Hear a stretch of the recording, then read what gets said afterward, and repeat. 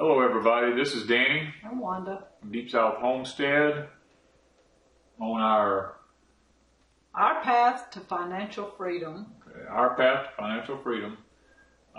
We've talked about our young life, our childhood, and our teenage years. Spent 2 sessions on the teenage years, and now we want to move into our young adult life. Which still is part of our teenage years. We're basically still teenagers almost, I guess. We're still in our teens. We were in our teens. We might as well admit it. Yeah, we were still in our teens. Wanda got married at 17. I got married at 18 to different people. You know, like we said in the last video, we made choices that we might not should have made, but it was our choice. But it was our choices, regardless. I mean, we both had wonderful kids out of the marriages. We don't regret that. But I was 17. I was pregnant, finishing high school, and I liked 1 month finishing, and I did graduate with my class. I finished. I had good grades, but I was thrown into a situation that was totally not what I expected. I ended up having to pay bills. We were renting. We had power bill. We had a vehicle. Actually had 2 vehicles to start with because I had my own and he had his. And we had doctor bills because I was pregnant. I had to go to the doctor. So we had that monthly doctor visit, and then we had to buy groceries. And, if the vehicle tore up, keeping a checkbook. I think what Wanda's saying there is something that most young, I won't say teenage, older teenage, 20-something, early 20s don't realize is that when you're, how should we say this, kind of like out of the nest, the transition from being at home, going out on your own, takes on all these responsibilities that, like Wanda said, there's doctor bills. Well, we didn't have, our parents, we grew up in an age where your parents didn't cover you. And right. They didn't pay the bills for you. They didn't say, do you need this? No. If we didn't have something to eat in the household, it was our fault. It was our own fault. We had to provide our own. You got to understand the age we're talking about here is the early, what would I say, mid-70s? 79, 79, maybe. 80, 81. This particular era here, even that late in the years, parents still expected when you left home to be married, you were on your own. There was no running back to mom and dad. Saying, I can't pay my cell phone bill this month. Can you help me out? There weren't cell phones. I mean, no, but that's what kids do now. But you didn't go back to mom and dad and say, can you help me pay my bills? I don't have gas money. Right. The power bill's due, and we ate out so much last month we can't pay the power bill. Yeah. I mean, those things didn't happen. Plus, there wasn't that much money to be made. I mean, paychecks weren't that big then. I mean, I was making, when I got married at 18 years old, I was making $75 a week was my income. And like Wanda made a comment, we had a newborn child on the way after the first year. I had a phone bill. I had a electric bill. Groceries, insurance. I mean, you had all of these things that had to come out of $75 a week, and you go car payments. You go from being a child at home with no bills other than if you buy your gas and stuff like that for your car or buy some clothes, to all of a sudden all these bills are yours. They're your responsibility, and you got to pay them. Yeah, and there wasn't, and you have to understand, when we grew up, there wasn't the big push for both spouses to work. Yeah, I didn't work. We grew up in an era where the man went out and made the income, and the wife, most women were housewives, which I'll tell you from experience on this now, I messed my back up at one point in my life, and I had to stay home and raise my youngest daughter for a year.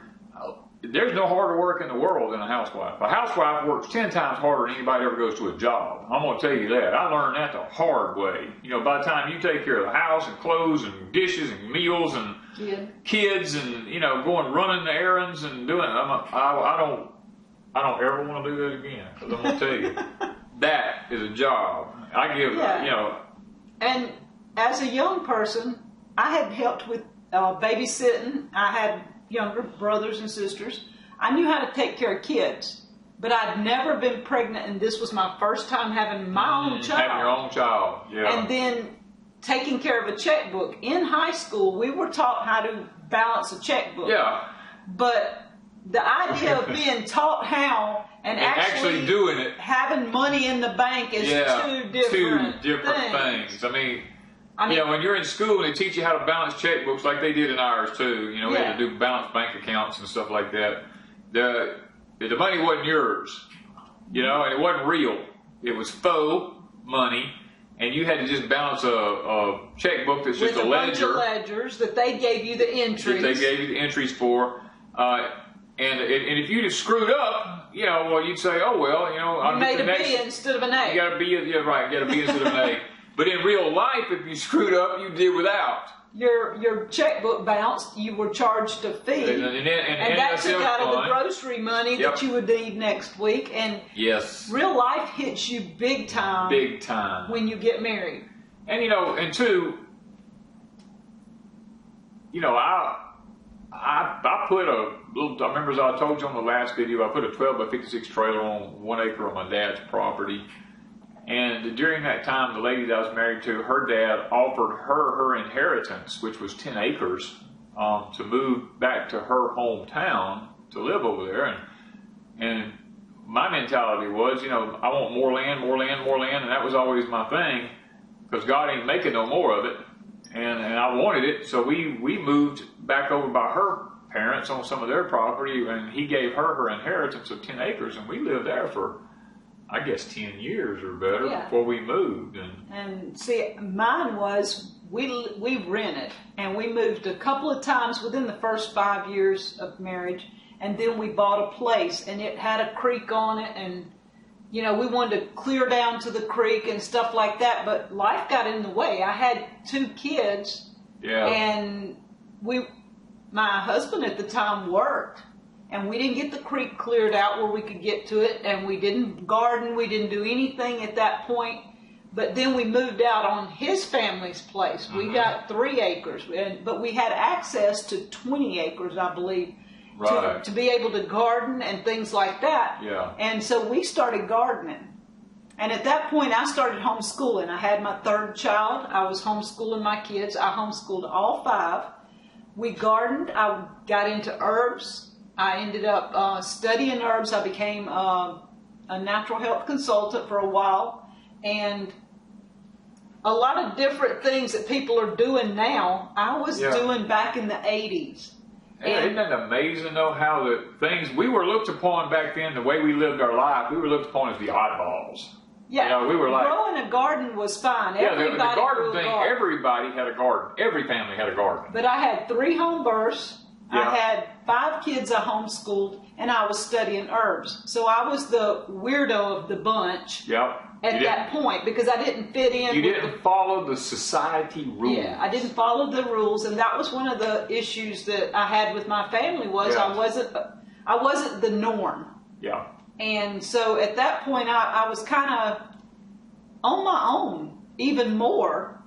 And there was people, not too many people. I guess I hung more with the homeschooling group. There was a lot of people started homeschooling, and so that was my family at that point was, and friends, in order to have somebody that you had something in common with. Yeah, we didn't homeschool, but we put our kids in a Christian school. We didn't put them in public school at that time.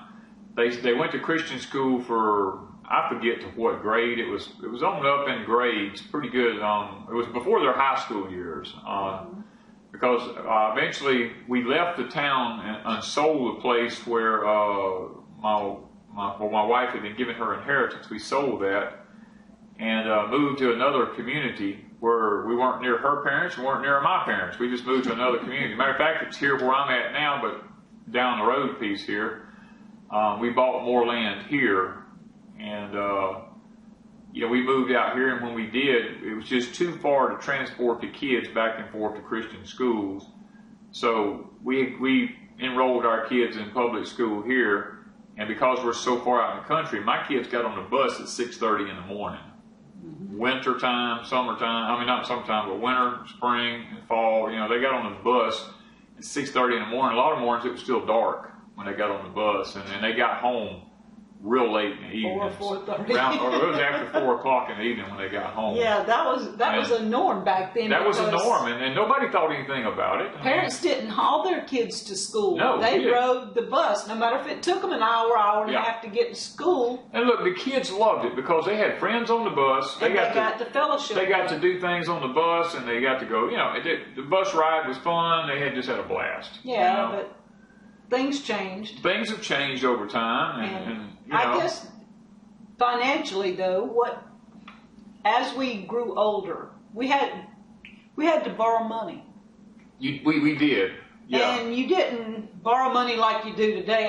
The principle, I guess, is the same, but we didn't have credit cards. No, there was no credit cards. You didn't get credit cards as easily as you do now. No. Now all you got to do is fill out a piece of paper, you get a credit card. Yeah, it didn't work like that. But then you had to have some kind of established something to get a credit card. So we didn't have credit cards. To get a bank loan, you had to have somebody sign for you. Or have money in the bank. And we got loans pretty easily because we did have people co-signers most back of the then, time. because see, when we lived in this town that my wife had got the inheritance in, we made the mistake, and I'm going to say this is a mistake. We let Jim Walters, if any of y'all know anything about Jim Walter Homes, we let them build us a house, and they completed the outside, and they wired it and plumbed it and insulated it, and left the sheetrock in the floor for me to hang. And because that's what I wanted. I wanted to work on and build some of my own house, and I did hang the sheetrock, did my own cabinets, and put a wood heater in, and my own central air and all that kind of stuff. But what we didn't know was because of the lack of knowledge of banking back then, we ended up with a loan called a Rule of 78 loan, which meant that we paid all the interest up front on the loan. Now, I borrowed $25,000 to build this house through this company, and I paid on it for 5 years. And when I sold the farm 5 years later, I owed $28,000 on the house because I still had interest that needed to be paid. And when I saw that, I would just like to have freaked out. Well, I got out from under it. It took me 2 years to sell that house, but when I got out from under it and bought the property across up the road from where I live now, I decided at that point, there's not going to be no more house notes. Danny's not doing that no more. I went and bought lumber, rented a little place in town, on the outskirts of town, and I bought my lumber up with money that I had saved from the house that we sold. And I blacked and framed in a 2-story house. And look, we didn't have nothing but studs on the wall, insulation board on the outside of the house. We had one window in the house and one door. No kitchen cabinets. The sink had 2x4s around it, holding it up, and just styrofoam on the outside of the house. Had electricity in the house. The bathroom was a toilet, a shower, and styrofoam boards around the outside, the studs in the house, and the whole rest of the house just open. No insulation, no studs, no nothing. And in order to not have a note.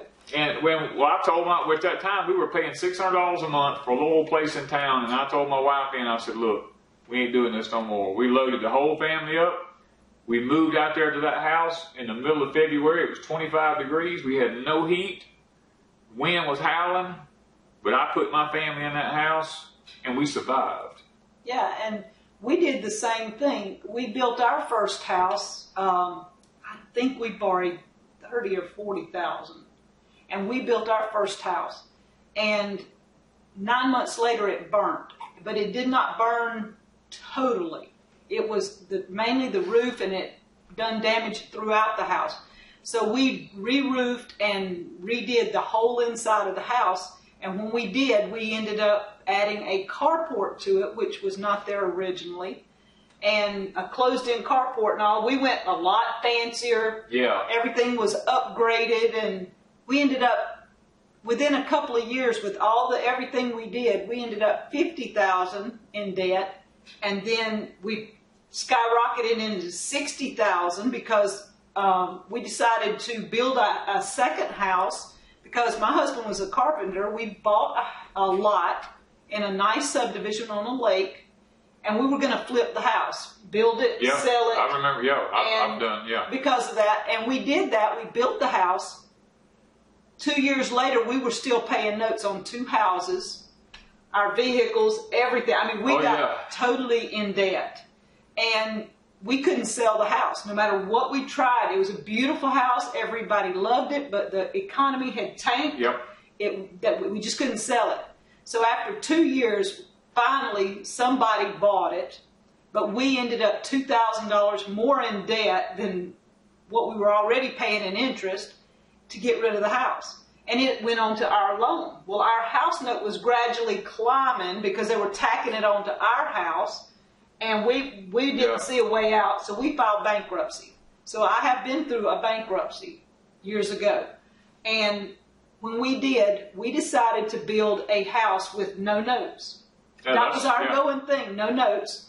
And we built a small 20 by 30 for 7 people with 2 small bedrooms upstairs and 1 bath downstairs. And like Danny said, his house, ours didn't have walls, and if you walked up the stairs you could see straight into the bathroom, so we had to have a curtain. Because I mean, my cabinets had curtains. I had the base cabinets, but I had no doors. So for years I had no doors. It took me several years to get doors on my cabinets. We lived that way with no note. Even when Danny and I met, I had moved into an apartment 2 years before we met, but I had lived with no note from 1990 until 11. I had no note all that time. It's over 20 years with no house note. Same thing with me. I've not paid a house note since 1989. Yeah. You know, I mean, I made my mind up. I was not going to do it. Now, I built a house, like I was telling you, across up the road from where I live. I built a 2-story house. I paid cash for it. It took me about... You finished it. It took me about 5 years to finish it. But we finally finished it. And then I went through a divorce, and I moved over down the road here on my property here because I bought a lot of land around me. I bought almost 40 acres of land. And I moved down the road here and gave the lady that I married, I gave her inheritance back because I promised her daddy, you know, that she would always have her inheritance. So I gave her inheritance back with the house. And being as I was in the construction business, my deal was I'll just build another house down the road. And that's what I did. The house I live in today, I built this house. I paid cash for it. But it took me 4 years to build this one. It took me 4 years to build this house because I did the same exact thing. I framed it up, I blacked it in, and moved it. And I had a mobile home in the front yard here. And at that time, the Twin Towers had went down. Yeah. And in 2001, 9/11 happened. And you had married Debbie by then. And I was married to Debbie by then. And when 9/11 happened, the value of that mobile home went to nothing. I mean, literally, when I tried to sell it to people, they come back from the bank. It was new. It was still new, yeah, but when they come back from the bank would only loan half the value of that trailer. And finally, it come to a point where I just need to get the trailer out of the yard. I called the company. I said, I'm not paying for this thing anymore. You do what you want with it. And then they'd sit here for months, and they would not do anything with it. They didn't put it on my credit. And finally, it come to a point, and I called the company, and I said, you got 5 days. In 5 days, I take a D8 dozer, and I shove it down the hill into a pile. And within 2 days, a man showed up at my door and paid the company what they had to have for restitution to get out from under this mobile home. And I moved into this house I'm in now, just like the other one. You could see through the whole house. There wasn't nothing but studs on the walls. The outside had plywood around it, house wrap, had a roof over it. It was partially wired and partially plumbed. No kitchen cabinets anywhere, no flooring, no sheetrock in the ceilings. I had a fireplace in that I could stay warm by, but that's the way we lived. Yeah. That's how we survived financially. And two, one thing we haven't talked about is Danny went through a divorce. He was almost to the point of being... I was fixing to retire. I was going to retire at 49 years old and went through a divorce and had to start all over. Back into debt. I put myself $200 and something thousand back in debt in the year 2000. I went $200 and something thousand back in debt. In 7 years, I paid it off. But you have to explain. You married Debbie, and she had a house. Debbie had a house which we had to pay for also. And a car, and you had cars, a truck, and I had a new truck, and a trailer, I had a mobile home, had insurances, I had all these things, child support, all these things piling on top of me, and I'd been out of debt for so many years, and then had to go right back into debt. But I did not pay a house note. I paid for 1 year on a mobile home. I did do that. I paid 1 year on a mobile home to have something to live in until I got this house blacked in to where I could move into it. And Debbie paid her house until y'all sold it. And we paid Debbie's house note until we sold it to the FBI, as a matter of fact, and we got rid of it, and we owed no house note after that. And once we filed bankruptcy and we built our little small house, we gradually worked on it, and it was never finished. I lived there 20 years, and it was never finished. But it was, every year we added something to it. We closed in walls. We finally put cabinets on doors. We added on another bedroom for the kids, added on a bedroom for us one time. Those type things were the things we did as we had money. But you didn't go stick your neck on the line to do this. We never borrowed money at all on it. I drove older vehicles all the time. I drove a 15-year-old truck. I never had a new vehicle until, it was in the last 15 years I finally had a new vehicle. But once, that was it. Yeah. It was always older vehicles. Always. Buying groceries,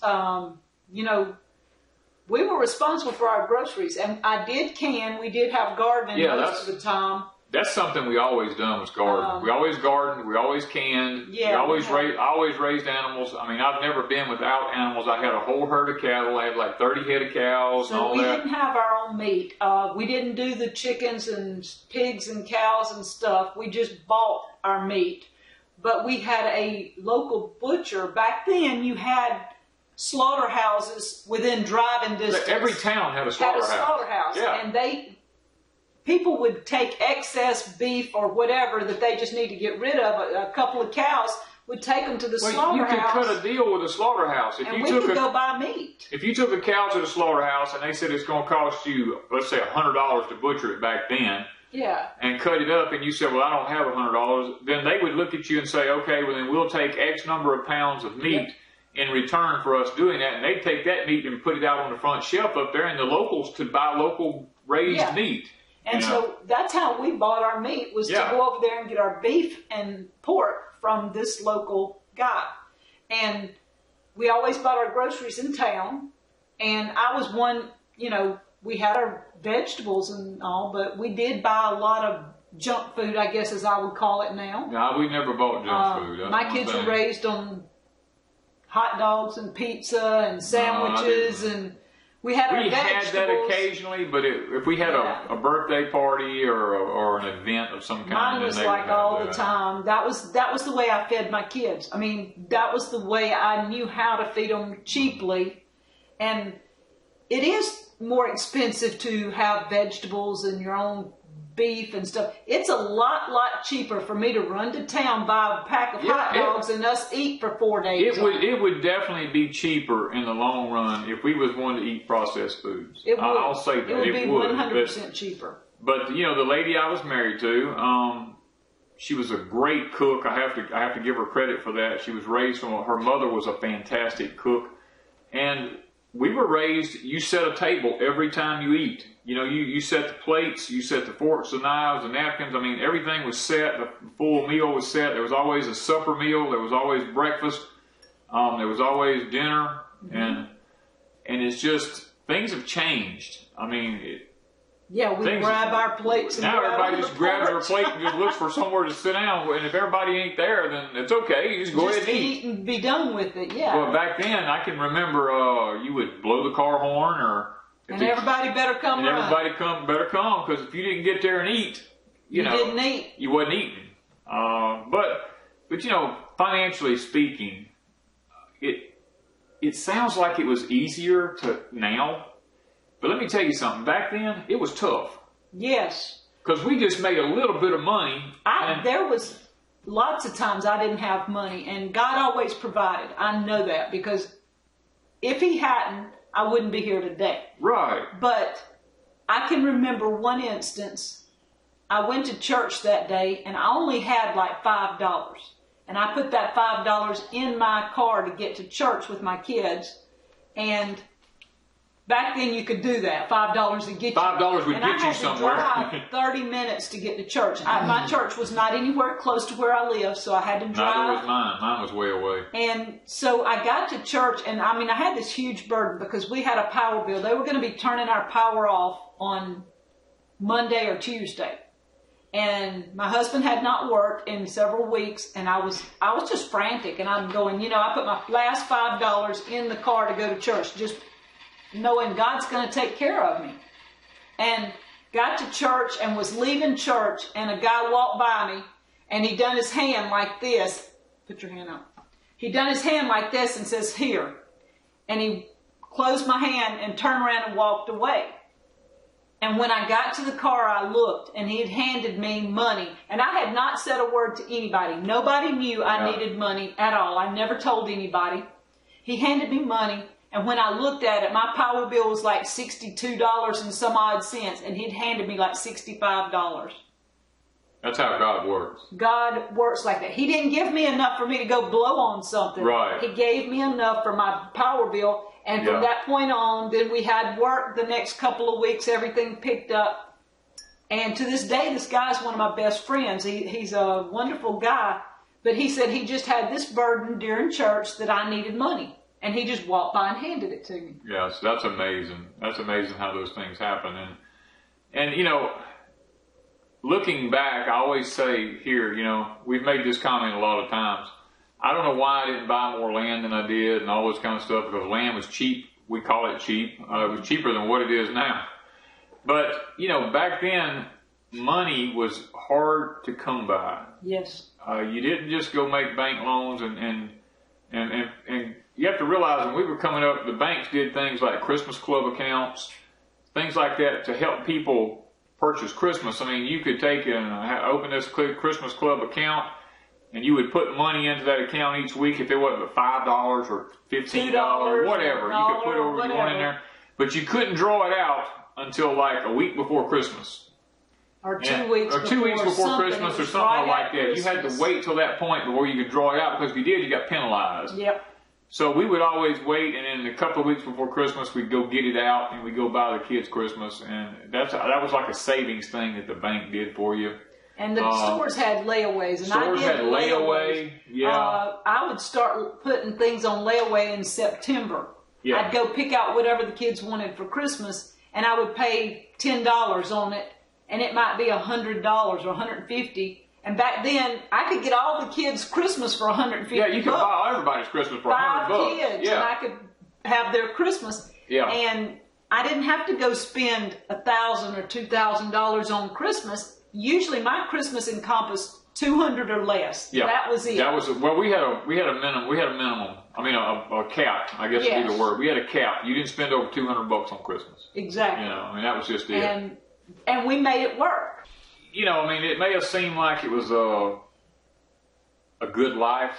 You know, everybody always says, boy, I remember the good old days. And you know, the good old days are actually right now. Because for us, it is right now. Now, I love my kids, but when you're raising kids, and many of you will know that because you're in that age right now raising kids, you're tense and nervous about doing the right thing for your kids. If they get sick or hurt, you want them well. If everything is...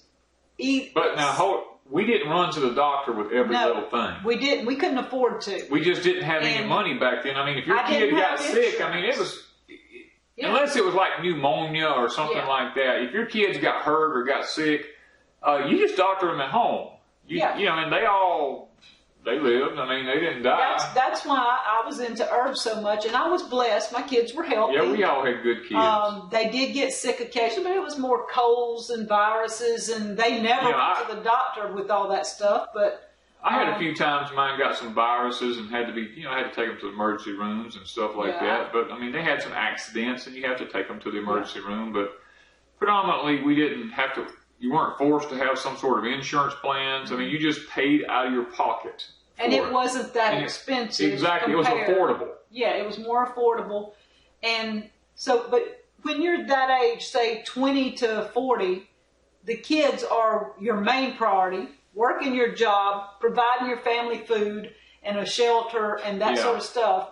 We didn't go overboard with the kids and no, we did not. We didn't have. I mean, my kids. Mine weren't into activities and stuff. Homeschooling was their activity, and we went to homeschooling events that did not cost us a lot of money. Most of them were free, and they got to associate with other kids. So we looked for cheaper ways to do things.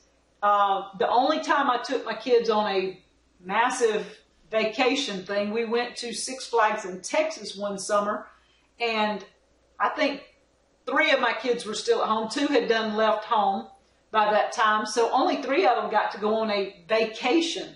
I mean, we didn't do all these things. Yeah. And my kids, I put my girls in. They was in gymnastics. They was in dance, and the funny thing is, today they would tell you, Dad, I wish you had never done that.